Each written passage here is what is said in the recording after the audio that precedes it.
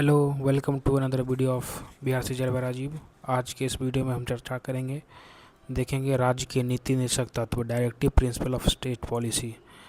ये हमारे संविधान के भाग 4 में आता है।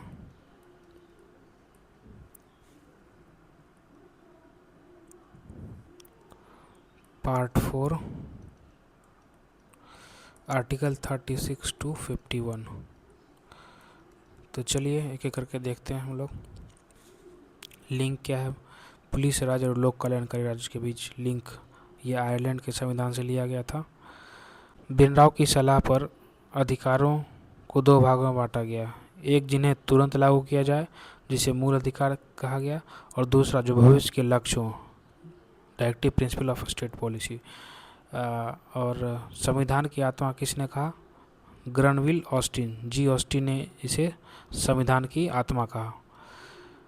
दरअसल डीपीएसपी और मूल अधिकार में क्या अंतर है? मूल अधिकार राज्य को किसी कार्य करने से मना करता है आंशिक रूप से, और डीपीएसपी उस कार्य को करने के लिए बोलता है, राज्य को डीपीएसपी लागू करने के लिए कहता है। आगे देखिए, तुलना कर सकते हैं इसकी प्रकृति के आधार पर मूल अधिकार और नीति निर्देशक तत्व में। मूल अधिकार क्या है? मूल अधिकार नकारात्मक है, इसकी प्रकृति नकारात्मक है, राज्य को कुछ करने से रोकता है। जैसे आर्टिकल 15 में भेदभाव नहीं करने के लिए बोलता है, राज्य को किसी आधार पर भेदभाव करना नहीं है, मतलब रोकता है। वहीं नीति निर्देशक तत्व पॉजिटिव है, राज्य को कुछ करने का निर्देश देता है। जैसे आर्टिकल 38 में कल्याणकारी राज्य बनाने का निर्देश देता है, और आर्टिकल 37 में न्यायालय में अपरिवर्तनीय है, न्यायालय में आप इनको इन्फोर्स नहीं कर सकते, इसके लेकर आप न्यायालय नहीं जा सकते हैं। मूल अधिकार का उद्देश्य क्या है? राजनीतिक लोकतंत्र स्थापित करना, पॉलिटिकल डेमोक्रेसी स्थापित करना। वही नीति निर्देशक तत्व क्या है? सोशियो इकोनॉमिक डेमोक्रेसी स्थापित करना, सामाजिक और आर्थिक लोकतंत्र स्थापित करना। यह वाद योग्य है। अगर मूल अधिकार हनन होता है तो आप इसके तहत रीट दायर कर सकते हैं, आर्टिकल 32 में सुप्रीम कोर्ट और 226 में हाई कोर्ट। तो यह वाद योग्य है, इसका हनन होने पर आप न्यायालय जा सकते हैं, लेकिन यह गैर वाद योग्य है, यह नॉन जस्टिकेबल है, न्यायालय द्वारा लागू नहीं कराए जा सकते हैं, इसको न्यायालय द्वारा इन्फोर्स नहीं कराया जा सकता। यह न्यायालय नहीं, जनता की अदालत है। न्यायालय में तो आप नहीं जा सकते, आर्टिकल 37 कहता है कि न्यायालय में यह वाद योग्य नहीं है, लेकिन इलेक्शन जब आता है 5 साल बाद, तो आप उनके कार्य के आधार पर उनका मूल्यांकन करके उनको लोकप्रिय मतों पर काम करने वाली सरकार को डीपीएसपी के तहत ही काम करना पड़ेगा। चुनाव के समय उसे मतदाताओं को जवाब देना होगा, यह बी आर अम्बेडकर ने कहा था। जैसा काम करेगा वैसा इलेक्शन में जीत मिलेगी। और आर्टिकल 37 स्पष्ट करता है कि डीपीएसपी न्यायालय में वाद योग्य नहीं है, लेकिन देश के शासन में मूलभूत है। इसकी असली ताकत न्यायालय का हथौड़ा नहीं बल्कि जनता का वोट है। तो डीपीएसपी जब संविधान बन रहा था तो कुछ बेसिक चीज़ें थी जो फंडामेंटल राइट में देना ज़रूरी था, और राज्य की अपनी संसाधन के आधार पर वह भविष्य के लक्षित गोल के आधार पे ये डीपीएसपी को लागू करने में सक्षम जिस प्रकार से होगा उस प्रकार से करेगा। तो राज्य अपना कानून डीपीएसपी के तहत बनाता है, उसी पॉलिसी के तहत उसको अच्छा काम करेगा तो अगली बार जीतेगा, नहीं तो हटा दिया जाएगा। इसी तरह डीपीएसपी जनता की अदालत कहा गया है इसको। आगे देखते हैं, चलिए अब शुरू करते हैं आर्टिकल वाइज। देखिए आर्टिकल 30 में क्या है।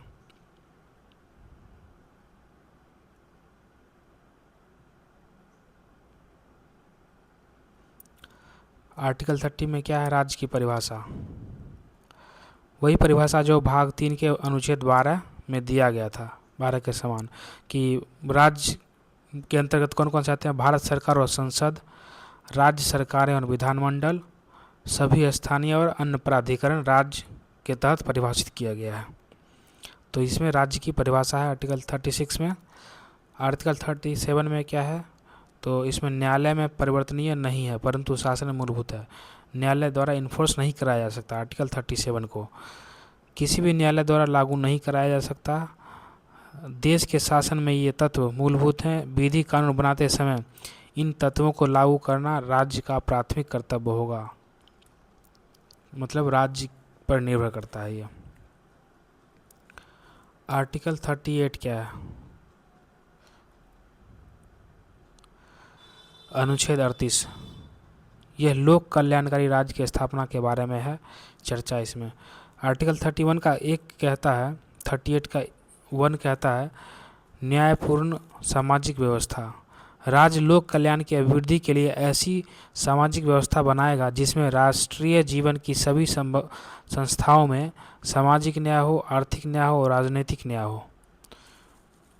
वहीं आर्टिकल 38 का 2 कहता है असमानताओं को कम करना।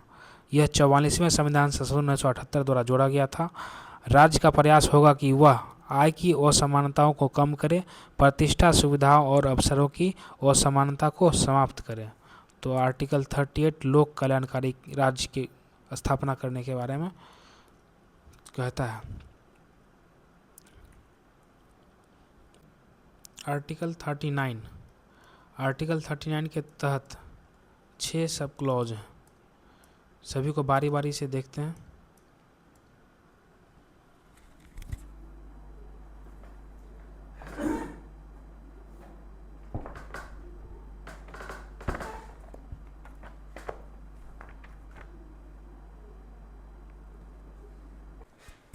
अनुच्छेद 39 का क, इसमें आजीविका के बारे में बताया गया है।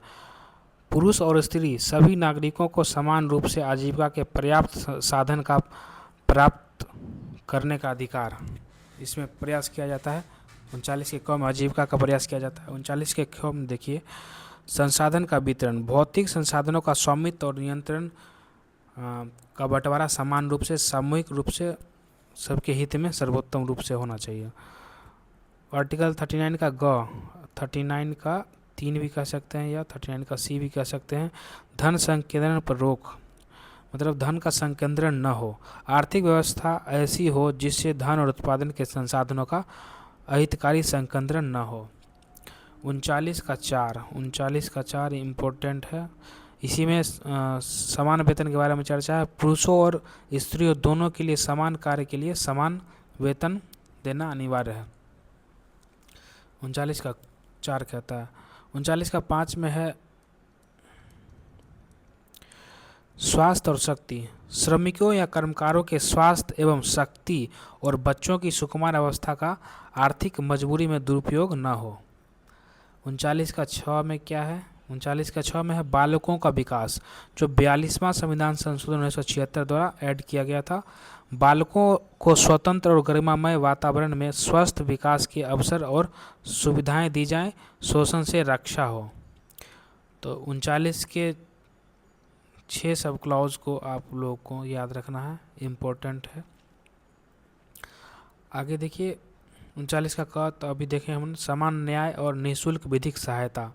ये 42वां संविधान संशोधन 1976 के द्वारा जोड़ा गया था। इसका उद्देश्य है यह सुनिश्चित करना है कि आर्थिक या अन्य किसी अक्षमताओं के कारण कोई नागरिक न्याय पाने से वंचित न रह जाए। इसका प्रावधान राज्य समान अवसर के आधार पर न्याय सुलभ कराएगा और उपयुक्त विधान या योजनाओं द्वारा निःशुल्क विधिक सहायता प्रदान करेगा। अनुच्छेद 40 देखिए, ये गांधीवादी सिद्धांत को फॉलो करता है। ग्राम पंचायतों का गठन, राज्य ग्राम पंचायतों का संगठन करने के लिए कदम उठाएगा। आर्टिकल 40 में कहा गया है स्वायत्त शासन उन्हें ऐसी शक्तियां और अधिकार प्रदान करेगा जो उन्हें स्वायत्त शासन की इकाइयों के रूप में कार्य करने योग्य बनाने के लिए आवश्यक हो। तो अनुच्छेद 40 ग्राम पंचायतों का गठन से संबंधित है। अनुच्छेद 41 में क्या है? काम, शिक्षा और लोक सहायता का अधिकार।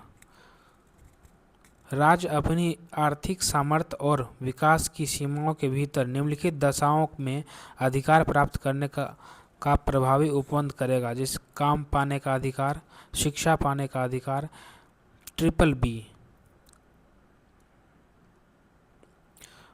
बेकारी, बुढ़ापा और बीमारी और निःशक्तता की दशा में लोक सहायता करेगा।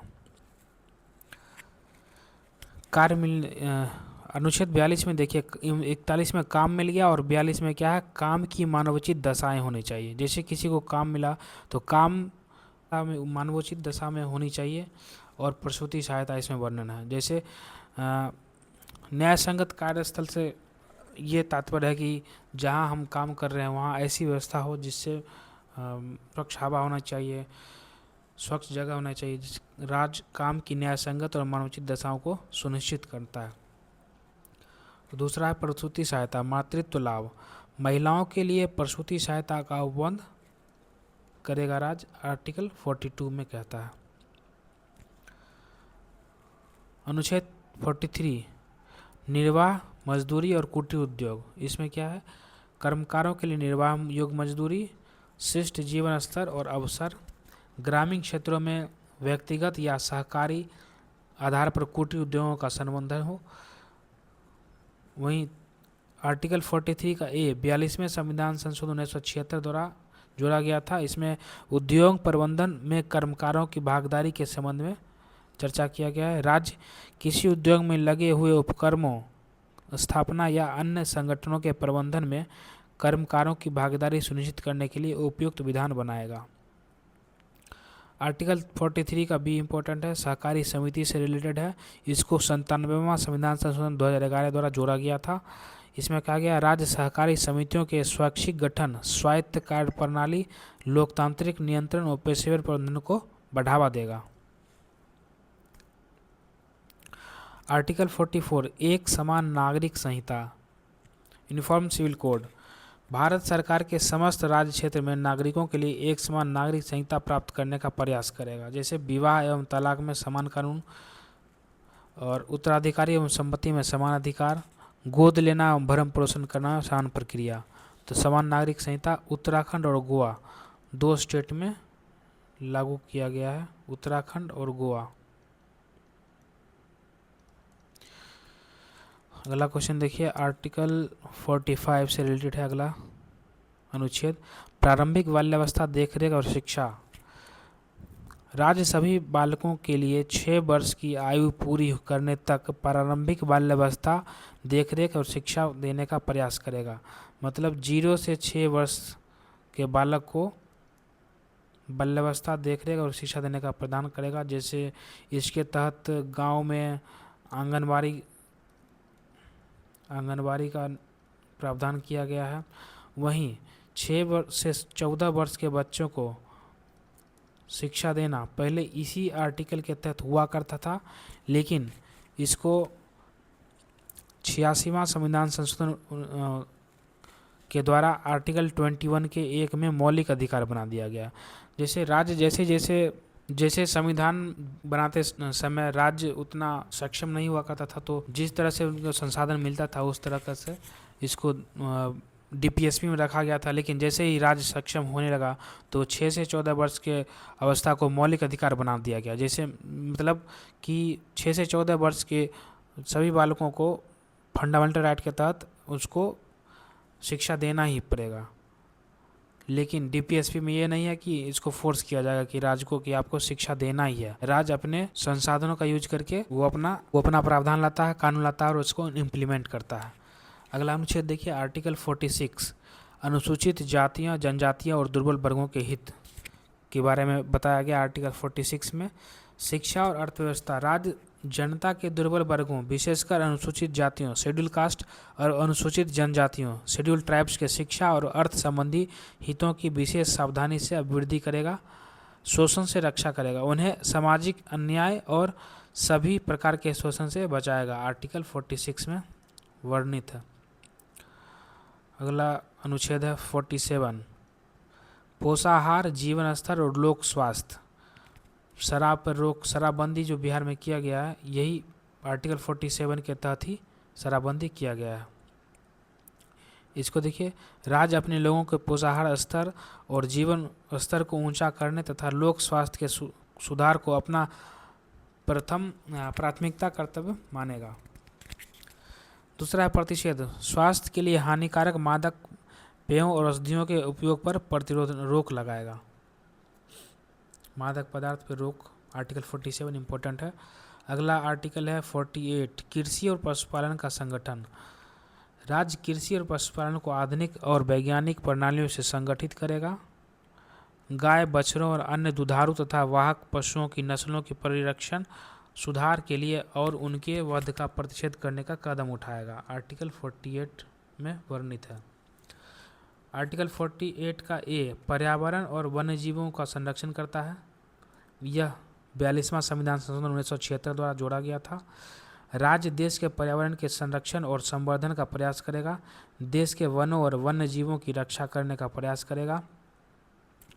और आर्टिकल 49 में है राष्ट्रीय महत्व के स्मारकों को रक्षा करेगा। जैसे ताजमहल है, राष्ट्रीय महत्व का स्मारक है और वस्तुओं का संरक्षण करेगा। तो राष्ट्रीय महत्व वाले घोषित किए गए ऐतिहासिक स्मारक, स्थान या वस्तु का संरक्षण करना राज्य की बाध्यता होगी। इसका लुंठन, विरूपण, विनाश या निर्यात होने से रक्षा की जाएगी। यह आर्टिकल 49 कहता है। अगला आर्टिकल 50, कार्यपालिका से न्यायपालिका का पृथक्करण। राज्य की लोक सेवाओं में न्यायपालिका को कार्यपालिका से पृथक करने के लिए राज्य कदम उठाएगा।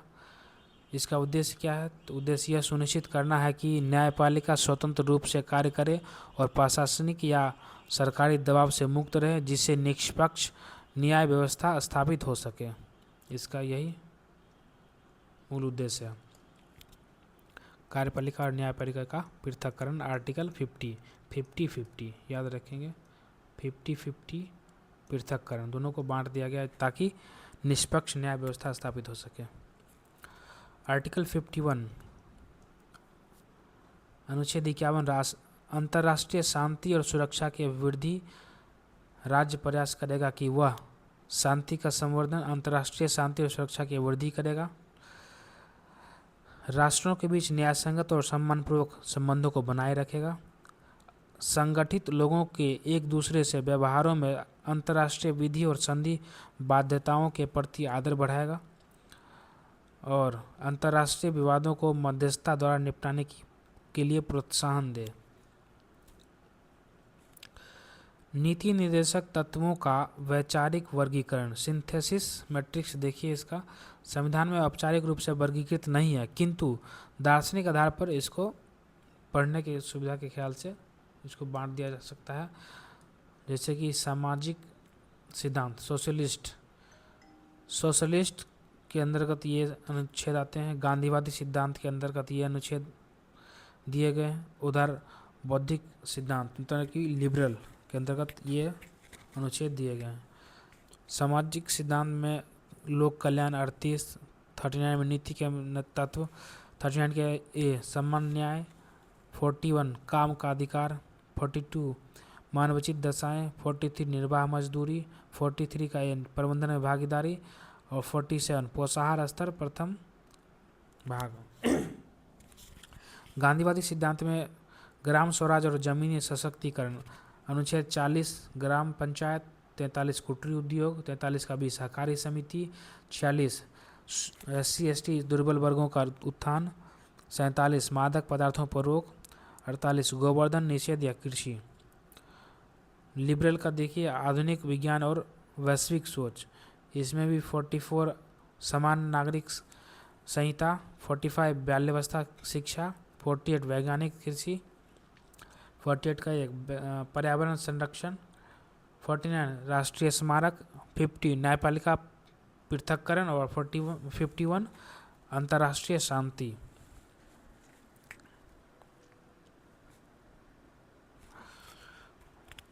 संविधान संशोधन भाग 4 का विकास देखिए। 42वें संविधान संशोधन जिसे मिनी संविधान कहा जाता है, इसमें कौन कौन सा अनुच्छेद जोड़ा गया था? 39 का मतलब 6 बोल सकते हैं। बच्चों का स्वास्थ्य विकास, 39 का एक समान न्याय और निःशुल्क विधिक सहायता, 43 का एक उद्योग प्रबंधन में श्रमिकों की भागीदारी, 48 का एक पर्यावरण और वन्यजीवों का संरक्षण। इतना आर्टिकल 42वें संविधान संशोधन 1976 में ऐड किया गया था। 1978 में क्या ऐड किया गया? 38 का 2 आय, प्रतिष्ठा और सुविधाओं की असमानताओं को कम करना। 86वें संविधान संशोधन 2002 के द्वारा 0 से 6 वर्ष की आयु के बच्चों को प्रारंभिक शिक्षा और देखरेख का वर्णन ये जोड़ा गया 86वां संविधान संशोधन 2002 के द्वारा। और 97वां संविधान संशोधन 2011 के द्वारा क्या जोड़ा गया? 43 का बी, सहकारी समितियों के स्वैच्छिक गठन और स्वायत्त कार्य प्रणाली को बढ़ावा देना। मूल अधिकार और नीति निर्देशक तत्व का समन्वय और संतुलन, the bedrock of the balance. The conflict, दशकों तक कानून विवाद रहा कि कौन सर्वोच्च है, मूल अधिकार या नीति निर्देशक तत्व। 1980 में मिनर्वा मिल्स केस में सुप्रीम कोर्ट ने ऐतिहासिक फैसला दिया कि भारतीय संविधान इन दोनों के बीच संतुलन रूपी आधारशिला पर टिका है। ये एक दूसरे के विरोधी नहीं बल्कि कॉम्प्लीमेंट्री हैं, रथ के दो पहिए की तरह एक दूसरे के पूरक हैं। राष्ट्र को आगे ले जाने के लिए दोनों का समान महत्व है। तो ये मिनर्वा मिल्स का केस 1980 का इम्पोर्टेंट है। इसमें कहा गया कि दोनों एक दूसरे के पूरक हैं।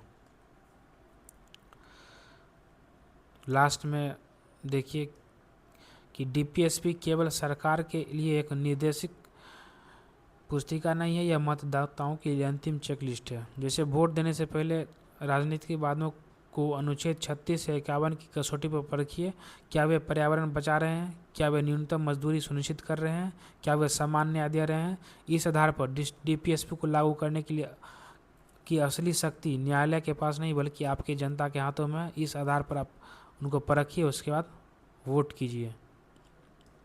तो ये एक डीपीएसपी बहुत महत्वपूर्ण चैप्टर हमारा समाप्त होता है। अगले सेशन में इससे जुड़े महत्वपूर्ण एमसीक्यू, प्रीवियस ईयर क्वेश्चन लेके आऊँगा। तो कमेंट करके बताइए आपको ये कैसा लगा। मिलते हैं ऐसे ही किसी अगले वीडियो में।